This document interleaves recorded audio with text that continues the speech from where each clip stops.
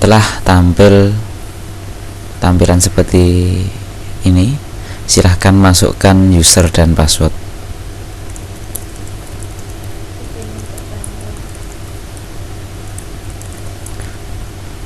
Masukkan captcha yang sudah ada, yang tulis. Jika ingin merefresh captcha, bisa klik saja di gambar, nanti akan merefresh. Masukkan captcha yang sudah ada, lalu klik tombol sign in. Maka akan tampil tampilan seperti di sini. Ini adalah tampilan halaman utama aplikasi. Setelah kita masuki tampilan utama, di sebelah kiri ada daftar menu, di sebelah kanan ada kita login pakai user siapa. Di bawahnya kalau kita klik nanti akan muncul update password, ada logout. Sebelah kirinya ada pilihan project. Project ini adalah daftar proyek atau kerjasama yang kita buat dengan perusahaan yang kerjasama dengan kita. Setiap ada project baru akan muncul di sini. Jadi kita bisa menyeleksi data yang hanya ingin kita tampilkan, project yang mana saja. Semisal kita pengen project Madura, kita klik Madura, atau kita bisa klik semua project. Jadi data yang tampil adalah semua project yang ada. Jadi kita bisa split data-data yang hanya kita butuhkan saja. Untuk menu, yang pertama adalah menu kontraktor. Di menu kontraktor ada beberapa sub menu. Yang pertama adalah master, laporan, transaksi, dan tools. Sedangkan di keuangan juga ada punya sub menu juga, ada master, transaksi, dan laporan. Kita bahas pertama adalah di menu kontraktor, di sub menu master. Di sub menu master itu ada supplier, customer, gudang, jenis barang, bank, partner, subkon, jenis RAP. Kita bahas satu-satu. Yang pertama adalah supplier. Supplier adalah penyedia barang yang kerjasama dengan perusahaan. Di sini kita bisa masukkannya dengan atau menambah data dengan klik tombol tambah. Nanti akan muncul. Untuk kode supplier ini sudah standar, sudah di-generate dari sistem, jadi kita tidak usah mengisikan secara manual. Kita tinggal mengisikan aja nama, kontak person, kota, nomor telepon, fax jika ada, alamat, catatan digunakan untuk mungkin ada catatan untuk customernya, untuk suppliernya. Yang terakhir adalah status. Status di sini adalah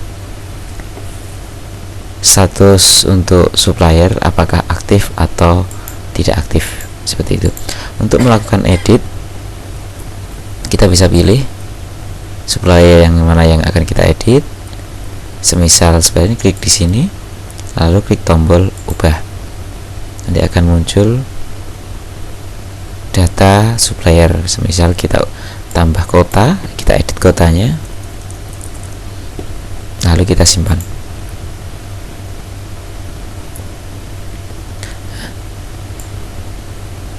Untuk tampilan di sini, tombol ini sebenarnya standar di semua menu, pasti ada tambah, ubah, hapus, cetak, refresh, pencarian, hapus pencarian, ekspor ke Excel. Untuk toolbar yang di bawah, di sini ada toolbar yang menyatakan page. Per page bisa kita tentukan paling banyak 50 data per halaman. Kita bisa mengurangi 20 halaman, mungkin 10 halaman, atau 5 halaman. Di sebelahnya lagi adalah halaman. Kita bisa, misal kita tentukan 5 data, kita akan lihat di sini hanya tampil 5 data. Page 1, lalu page 2, page 3, sampai halaman terakhir. Nah, ini untuk tampilan supplier. Kita lanjutkan untuk customer. Customer, cara entrian sama seperti di supplier. Jadi kalau mau tambah data juga klik tambah, mau edit juga tinggal klik edit, klik tombol ubah. Ada hapus, tiap kita mau menghapus data pasti ada peringatan. Yakin untuk menghapus data atau tidak? Jika ya, bisa langsung terhapus. Sebenarnya adalah mencetak ini adalah mencetak data, seluruh data di tiap data yang mau kita cetak. Customer ini adalah rekanan atau perusahaan yang ada proyek dengan kita, dengan perusahaan.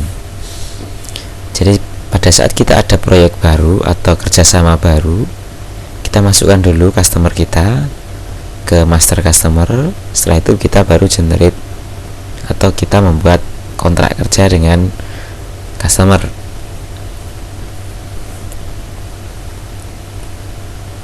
Selanjutnya adalah gudang. Di gudang, nah di proyek biasanya ada tiap kerjasama proyek itu ada, kita namakan gudang proyek itu adalah sebagai gudang virtual. Jadi tiap ada proyek baru pasti akan digenerate satu gudang virtual. Tujuannya adalah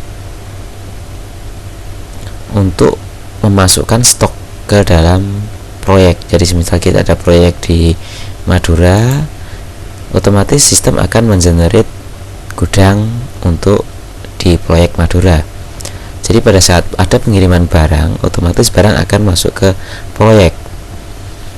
Jadi ada gudang pusat yang berada di lokasi proyek kontraktor kita, itu kita namakan gudang pusat. Selanjutnya adalah gudang virtual. Gudang virtual yang tadi sudah dijelaskan bahwa gudang virtual berisi tentang lokasi proyek. Jadi gudang untuk proyek-proyek kerjasama kita. Menu sama, ada tombol ubah tambah, ada ubah, ada hapus, ada cetak. Tools ini bersih sama, tapi kita buat perkecil. Ya, ada refresh pencarian, hapus pencarian, ada export Excel. Di sebelah kanannya ini adalah stok untuk di proyek. Jadi ada item-item barang yang ada di dalam proyek. Jadi dari gudang kita bisa sudah tahu stok di gudang kita itu ada berapa. Kita klik saja di sini, misal oh ini ada stok seperti ini, kita geser sebelah kanan, ada jumlahnya berapa, jenis barangnya apa. Jika kita ingin ngecek stok yang mungkin lebih besar satu, atau stok yang kosong, atau mungkin stok yang lebih besar 10, lebih dari 10 pieces, kita bisa masukkan angka di sebelah kanan ini. Nanti akan di filter, jadi akan ditampilkan data yang lebih besar atau sama dengan stok yang ingin kita tampilkan. Menu selanjutnya adalah jenis barang. Jenis barang ini adalah jenis barang-barang yang untuk transaksi di proyek. Jadi semisal ada kabel, ada fitting dan lain sebagainya. Ini ada jenis-jenisnya. Selanjutnya adalah master barang. Di master barang, jadi kita sebenarnya bisa melihat stok barang itu dari dua sisi. Yang pertama dari gudang, kita bisa tahu jumlah stok barangnya berapa. Yang kedua dari barang itu sendiri. Kalau dari barang, kita bisa melihat barang itu ada di gudang mana saja. Jadi contoh di sini, ini ada barang A, semisal langsung ini akan ada stok untuk di tiap-tiap gudang, termasuk gudang virtual. Jadi kalau 0 berarti memang di gudang itu tidak ada stok. Menu sama, ada tambah, ubah, hapus, cetak. Tools sama, tools di bawahnya ada seperti ini. Selanjutnya adalah master bank. Master bank ini digunakan untuk sebenarnya untuk bank, untuk kita menerima pembayaran. Menu sama, ada tambah, ubah, hapus, cetak dan lain sebagainya. Menu selanjutnya adalah partner subcon. Partner subcon ini berisi tentang subcon atau perusahaan rekanan yang kerjasama dengan kita atau dengan kontraktor untuk mengerjakan sebuah pekerjaan. Semisal kita punya partner untuk mengerjakan pekerjaan A. Kita punya pekerjaan A, B, C. Pekerjaan A kita kerjakan ke rekanan A, pekerjaan B kita kerjakan di perusahaan yang lain. Jadi kita bisa punya banyak rekanan untuk mengerjakan beberapa bidang pekerjaan. Kita masukkan di partner subcon. Jenis RAP. RAP kepanjangan dari rencana anggaran proyek. Di sini adalah jenis-jenis rencana anggaran proyek yang sebenarnya tujuannya adalah untuk membuat anggaran dasar untuk tiap-tiap kerjasama proyek. Menu selanjutnya adalah transaksi. Di transaksi ada penerimaan proyek. Di sini ada penerimaan proyek.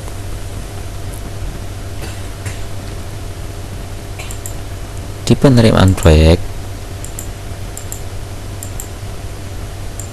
di sebelah kiri ada penerimaan proyek, di sebelah kanan ada penambahan proyek, di bawah dua ada proyek kurang.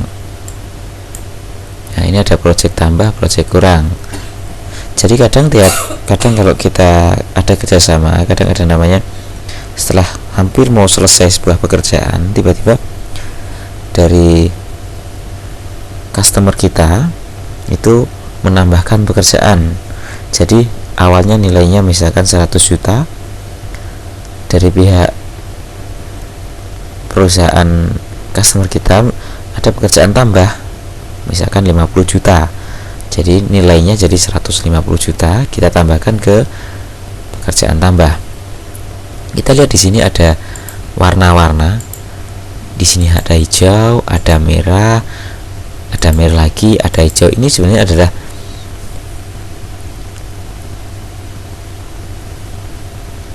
tanda untuk menandai proyek kita perkembangannya seperti apa. Apakah kalau hijau itu kondisi pekerjaan masih di bawah 80%, maksudnya adalah pekerjaan ini kita masih untung. Jadi antara RAP, rencana anggaran proyek, kita masih di bawah 80%. Nanti sebenarnya ini ada warna kuning. Warna kuning itu sekitar 80-90%. Warna merah ini adalah sudah melebihi rencana anggaran proyek. Jadi sebenarnya bisa jadi kita rugi kalau warna merah. Jadi dari sini kita sudah bisa memantau apakah kerjasama kita dengan customer kita ini rugi atau untung. Jadi kita bisa evaluasi dari sini. Apakah kerjasama ini perlu dievaluasi lagi? Kita ada kesalahan di mana? Apakah di rencana anggaran kita salah, ataukah mungkin memang harga barang-barang sedang naik? Kita bisa evaluasi dari proyek ini dengan adanya warna-warna di sini.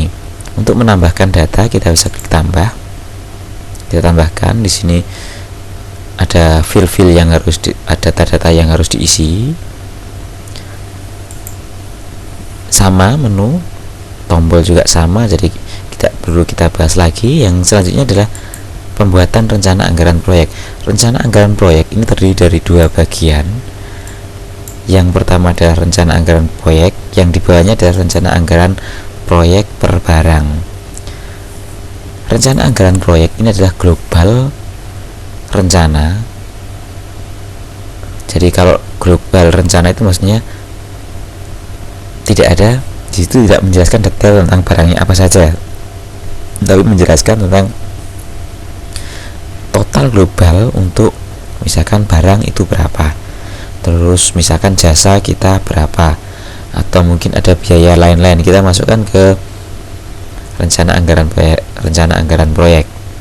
Selanjutnya adalah rencana anggaran proyek per barang. Nah, ini adalah detail penjelasan dari rencana yang global tadi, tapi dikhususkan untuk barang.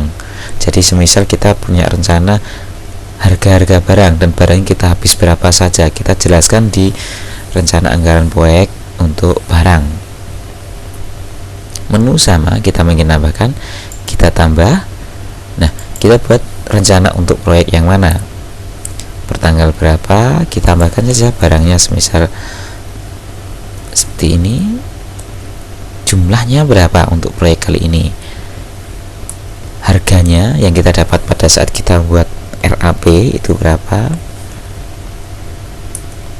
Nah, seperti ini. Kita tambahkan lagi.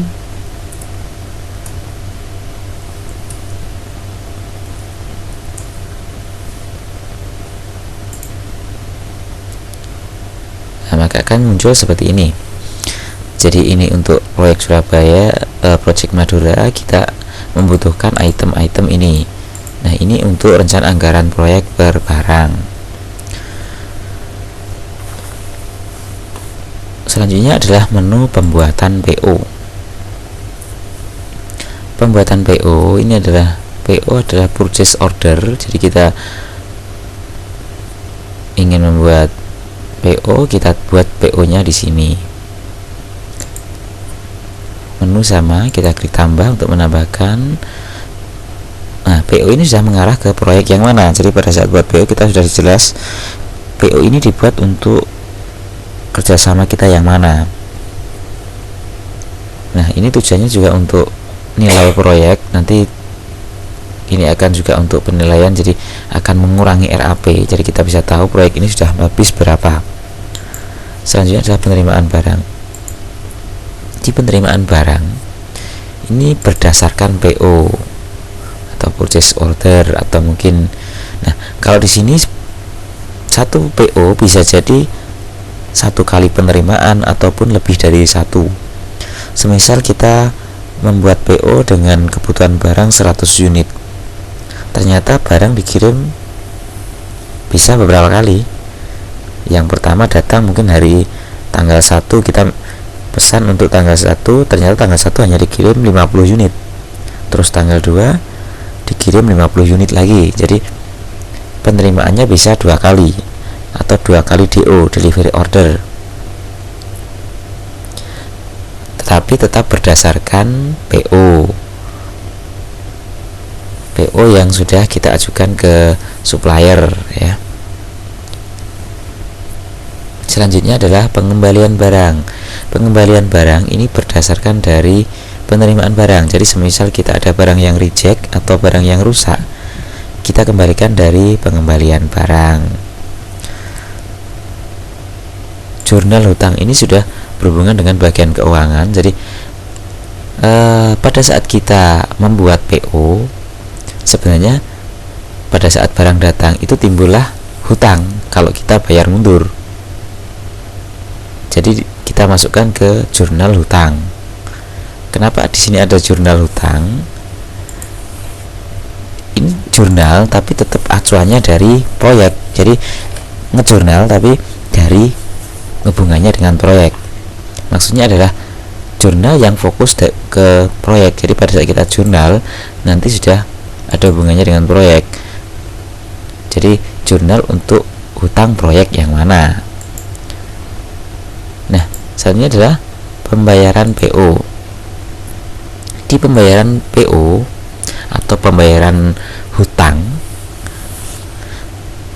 kalau yang tadi jurnal hutang, ini adalah kebalikannya. Jadi akunnya akan akun lawan dari hutang. Jadi ini adalah pelunasan hutang,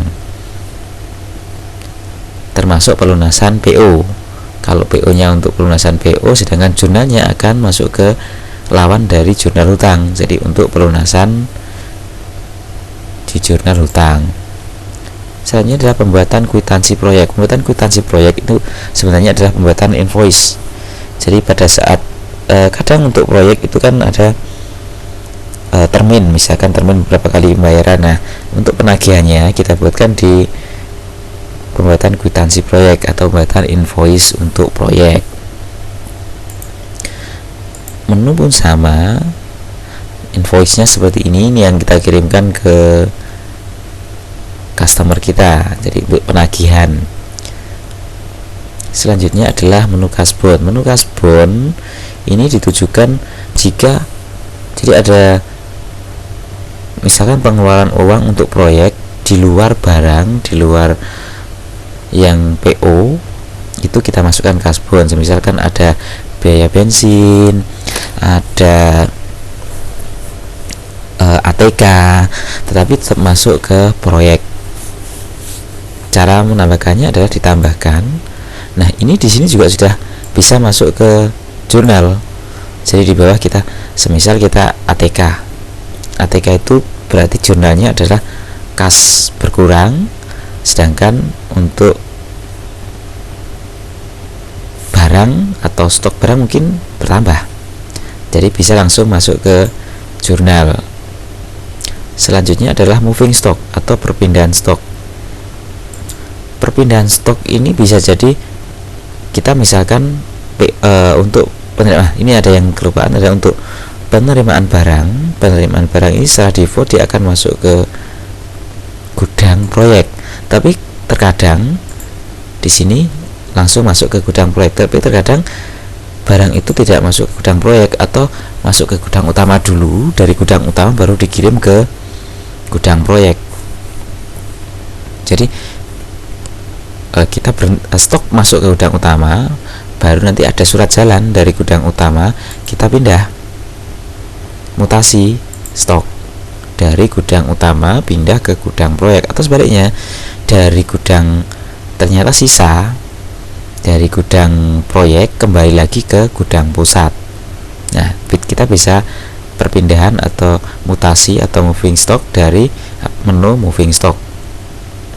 Ini untuk pencatatan stok untuk di tiap-tiap gudang. Selanjutnya adalah pelunasan project. Pelunasan project ini berdasarkan dari kwitansi yang kita buat tadi. Kita buat kwitansi, kita tagihkan, ternyata dibayar tanggal sekian, kita tagih dari sini.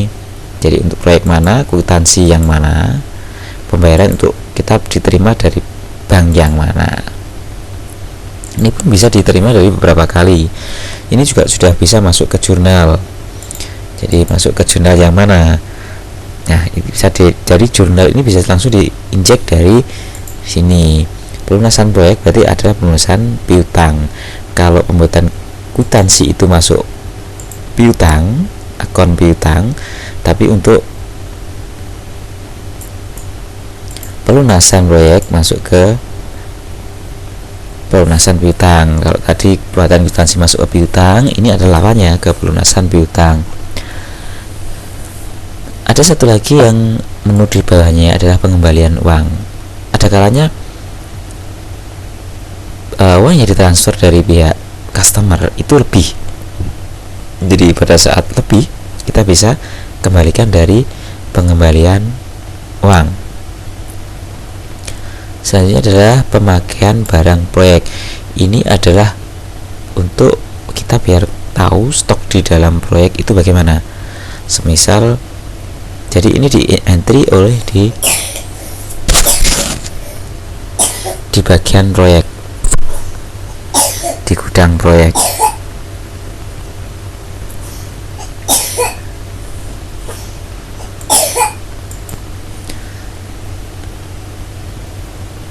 Jadi yang mengisi pemakaian barang proyek itu adalah admin yang ada di gudang, di tempat proyek.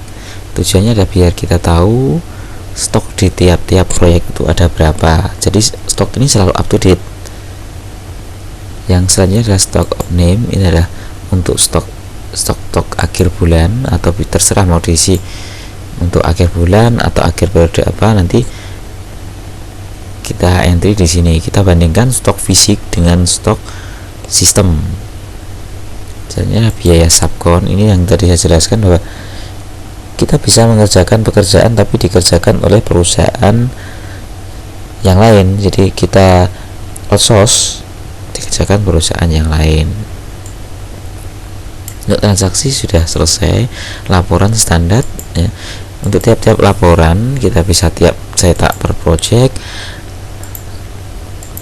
seperti ini. Jadi laporan proyek kita cari aja untuk proyek yang mana, otomatis nanti akan muncul ya. Ini adalah laporan proyek, ini laporan rekap, kita bisa langsung lihat RAP, PO yang mana nanti akan muncul seperti ini. Kita bisa langsung lihat detail PO yang ini dengan nilai sekian, ini kemana saja nanti akan diarahkan. Nah, ini adalah detail PO nya seperti itu. Ini laporan Selanjutnya adalah tools. Tools ini berisi tentang minute user. Ini adalah privilege atau hak akses untuk tiap-tiap user. Kita bisa membuat user dengan kewenangan yang berbeda-beda. Semisal user ini dia berhak membuat menu apa saja atau membuka menu apa saja, tinggal kita aktifkan, dan eventnya juga kita hilangkan. Ini adalah akses control list untuk tiap-tiap user. Jadi tiap user akan mempunyai hak atau menu yang berbeda dengan user yang lainnya. Update password untuk mengupdate password kita.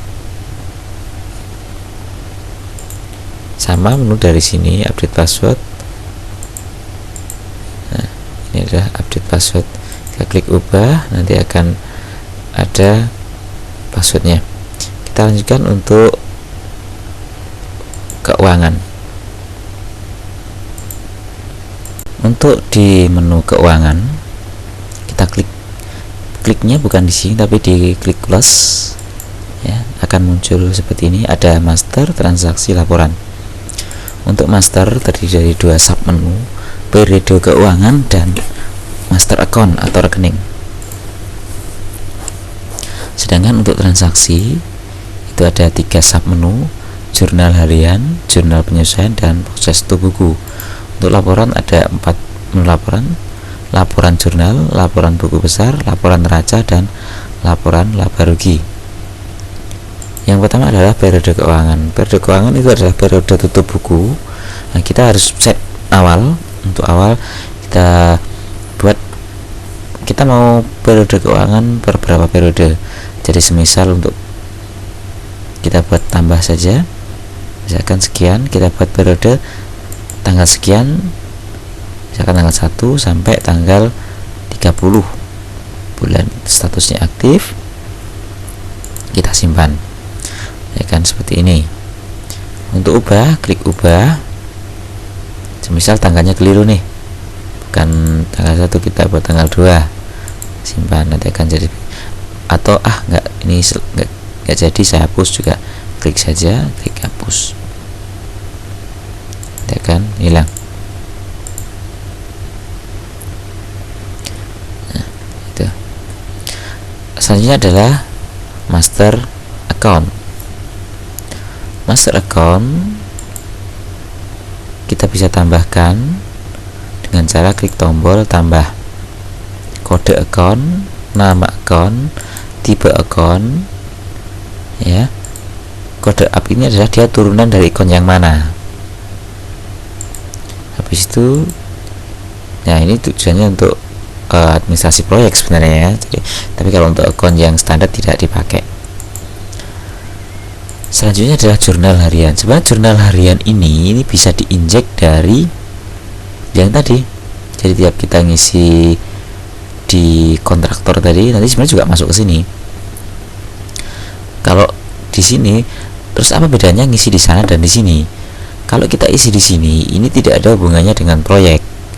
Jadi memang jurnal, full jurnal tanpa ada hubungan dengan proyek. Kalau ada hubungan proyek, kita tetap isi. Jadi untuk pengisian jurnal, kita ada dua cara pengisian jurnal. Yang pertama, jurnal yang sudah diisi dari aplikasi kontraktor. Yang kedua adalah jurnal yang tidak ada hubungannya dengan kontraktor, jadi kita isikan dari jurnal harian. Adalah jurnal harian kita. Jurnal penyesuaian ini digunakan jika sudah selesai, pada saat kita sudah selesai melakukan jurnal dan sudah tutup buku, ternyata ada penyesuaian. Nah, penyesuaian untuk periode itu, nah kita masukkan di jurnal penyesuaian. Selanjutnya adalah proses tutup buku.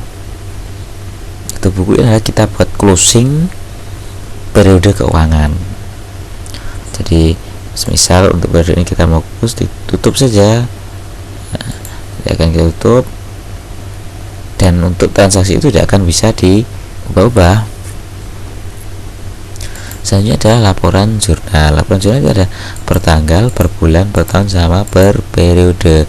Di sini ada status periode. Kita bisa cetak jurnal untuk periode apa?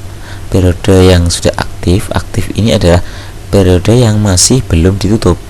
Sedangkan kita tentangkan hilangan seperti ini, akan muncul yang sudah di close. di bawah sudah langsung muncul seperti ini. Ini adalah detail jurnal yang kita buat untuk periode tanggal sekian sampai tanggal sekian. Atau kita ingin lihat yang sedang kita kerjakan, ini adalah periode yang masih aktif tapi belum di close. Selanjutnya adalah buku besar, sama ada per tanggal, per bulan, per tahun, sama periode keuangan. Ini sudah muncul. Di bawahnya ada saldo awal. Ini laporan buku besar. Ada neraca saldo. Sebenarnya harusnya ini adalah laba rugi. Neraca saldo ini adalah gabungan antara laporan laba rugi dan laporan neraca. Laporan laba rugi dan laporan neraca itu akan jadi satu, namanya laporan neraca saldo. Ini adalah laporan neraca saldo. Kita bisa print juga, ya. Atau kita hanya ingin lihat seperti ini, kita bisa ekspor Excel. Semisal kita pengen cek, kita pengen olah lagi, bisa klik Excel laporan laba rugi. Sama di bawah langsung kita bisa lihat laba rugi. Kita mau cetak juga langsung bisa cetak. Nih, ya. Oke, untuk keuangan sudah sampai di sini. Terima kasih telah mengikuti penjelasan saya. Semoga bermanfaat dan dapat digunakan sebagaimana mestinya. Terima kasih.